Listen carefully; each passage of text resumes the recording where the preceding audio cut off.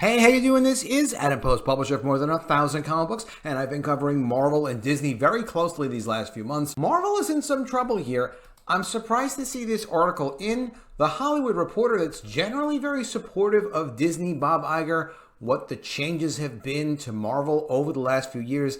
This is pretty critical. Ant-Man and the Wasp: Quantumania delivers cautionary box office win for Marvel Studios. The threequel opened notably ahead of the first two entries in the standalone series, but continues a recent trend of lower audience cinema scores for MCU projects after a straight A winning streak spanning 21 movies. Now let's get into this article further. Before we do, please be sure you are subscribed to the channel. Click the bell for notifications and give me a thumbs up. So what could this possibly mean? If the movie opened bigger than its previous entries, but the quality of the film as far as cinema scores goes is lower, audiences are less impressed. For one thing, they must be losing some ground. They have a bigger base of Marvel films. That's the great thing about producing a universe.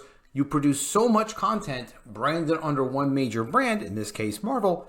It does draw people in and you've got a bigger base. But the problem is if the quality is not good, it's not going to be able to continue. Director Peyton Reed's Ant-Man and the Wasp: Quantumania certainly didn't disappoint in its domestic box office debut, with the film flying to a 4-day opening of $120 million domestically, one of the best showings ever for the President's Day holiday and by far the biggest start for Marvel's low-key franchise. Yet, the third installment of Paul Rudd-Evangeline Lilly's series is a cautionary win for Marvel Studios and Disney, which are at a critical juncture as Marvel kicks off Phase 5. You would think with Phase 5 they would have planned something they could really put out that would get people's attention, but not possible apparently. Conquering hero Bob Iger has returned as Walt Disney CEO. With a 47% rating, the film's tied with Eternals for Marvel's lowest Rotten Tomatoes score, and perhaps more telling, it earned a B CinemaScore from audiences, one of the few Marvel films to do so. Since the first Iron Man ushered in the Marvel Cinematic Universe in 2008, and that's when Ike Perlmutter controlled Marvel, Kevin Feige's Marvel Studios has been the envy of Hollywood. The MCU is the highest grossing film franchise of all time, with more than $28.5 billion in worldwide ticket sales, led by the marquee Avengers franchise. Throughout the years, MCU movies have almost always drawn glowing cinema-scored grades from audiences, with nearly 70% of titles earning an A CinemaScore from audiences or some variation of an A, like A+, A, or A-. That has been changing in recent years. Of the 5 films with a B or B+, none earned a B- or below. 4 are among Marvel's most recent 6 movies. Among the recent batch, Quantumania and Eternals ranked lowest with a B, while 2022 entries Thor: Love and Thunder, which was absolutely terrible, and Doctor Strange in the Multiverse of Madness each received a B+. The first Ant-Man earned an A CinemaScore, and the second received an A-. The 5th MCU movie to earn a CinemaScore in the B range was 2011's Thor. Put another way, the next 21 Marvel films following Thor all landed in the A category. 21 films in a row hitting an A. It's a concerning statistic that comes after Marvel released a head-spinning 18 projects theatrically and on streaming during Phase 4, which spanned 2021 to 2022. Quote, "You have to start worrying about Marvel franchise fatigue," says one rival studio executive. Franchise fatigue keeps coming up again and again. And the fatigue is probably coming from Feige because he clearly doesn't really care about these movies and these projects he's putting out anymore.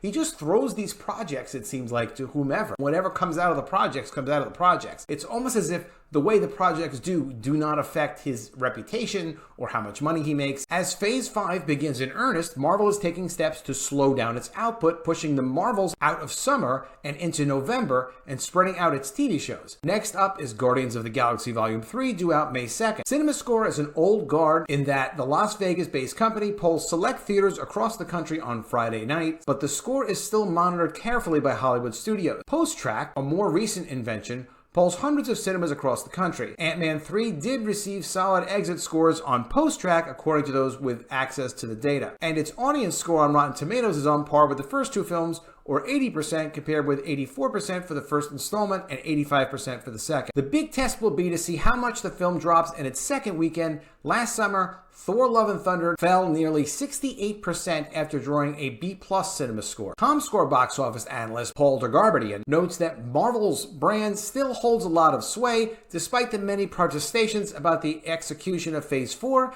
and that fans wanted to see the first step on the path for Phase 5 and hopes for an even better and bigger things to come for the Marvel Cinematic Universe. The marketing for Quantumania focused on Jonathan Majors' villain Kang, inviting audiences to witness the beginning of a new dynasty. A nod to the Kang-focused Avengers, the Kang Dynasty, that's dated for May 2nd, 2025. Majors was considered a highlight of the film, winning over audiences and critics. A fourth installment of Ant-Man isn't out of the question, and even rival studio execs think Ant-Man 3 could approach $700 million globally.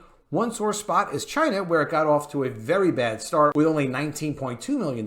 In 2015, the first Ant-Man launched to $57.2 million domestically over the first 3-day weekend, the lowest start of any MCU offering, on its way to earning $519.3 million globally. 3 years later, Ant-Man and the Wasp started off with $75.8 million in North America before topping out at $622.7 million worldwide. Quantumania's 3-day haul was $105.5 million, a nearly 40% jump from its predecessor. While Quantumania may not have hit with critics, the turnout suggests the poor reviews didn't hamper attendance. Quote, while critical success is great to have, it's a secondary factor compared to what the broader consumer base for movie tickets thinks, says chief analyst Sean Roberts of Box Office Pro. That's perhaps more true for a movie like this, which appeals to families. Disney needs to figure out what it wants to do with Marvel, but it looks like what they figure out they want to do is just put out less content less frequently and just hope that the market for Marvel people, and there is a big market, will just continue to buy whatever it is that they put out. I mean, that is all they can really do. And here's another interesting story. It's not just Marvel ruining their movies. DC has got some problems over there. Warner Bros. Discovery bought into AQUAMAN, and, you know, that's part of the whole universe.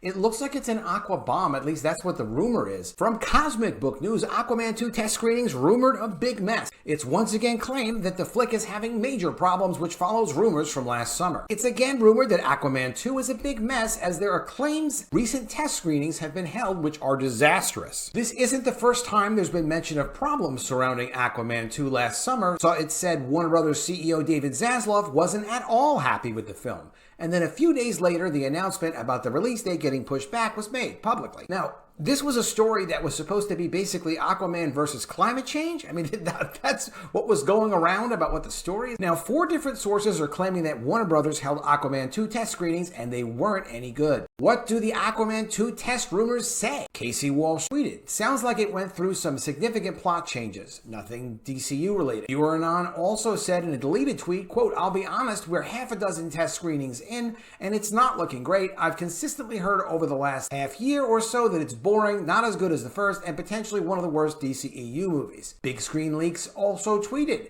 there's a reason I've been avoiding any questions about Aquaman and the Lost Kingdom, but since Viewer Anon put it out there, it brings me no joy to back him up and tell you that test screenings for this film have not been good. Really hoping Wan fixes this movie before December. Let's talk about James Wan, the director. Big Screen Leaks added, I heard that something that almost never happened in test screenings happened with this movie. They're really going to need to fix this one and fix it fast. As far as what happened in that test screening, could they have been booing at them? Could they have just walked out of the test screening? Viewer Anon responded, this is one of the bad things about being a scooper. I don't want to say the movie's bad, but at a certain point, when people know there have been a lot of test screenings, our silence becomes pretty telling. Like Juan, I know he's had a rough time on this one. I hope it works out. Big Screen Leaks replied, couldn't have said it better myself. Jason Momoa likely playing Lobo in James Gunn's DCU. Jeff Snyder then added his 2 cents and noted Aquaman 2 is tanking, probably the reason Jason Momoa will continue on as Lobo in James Gunn's new DCU. Quote, I hear it's terrible and why Momoa is going to be Lobo going forward, but they can't say that yet because then it would be a lame duck. And DC is hoping to wring another $1 billion out of the box office. First one was awful too, so not a huge surprise. Worth a mention is that it was also questioned if Amber Heard as Mira is to blame for Aquaman 2 being so bad, but according to all these test screenings, Amber Heard and Mira weren't even in the flick a lot. James Wan previously described Aquaman 2 as a buddy comedy movie starring Jason Momoa and Patrick Wilson's Orm, who were at odds in the first film, and there hasn't been much chatter about Black Manta, where the actor is now at Marvel, so it does seem as if Aquaman 2, pardon the pun, is drowning. Aquaman and Lost Kingdom gets released on December 25th, 2023, so we will find out, and hopefully we'll hear more about it, and I'll keep you updated. Let me know if this is one of the movies that you do want to see. Let me know what you think of all this in the comments below. Please be sure you're subscribed to the channel. Click the bell for notifications. Give me a thumbs up, and I'll see you again soon with another video. And if I don't see you, I will miss you.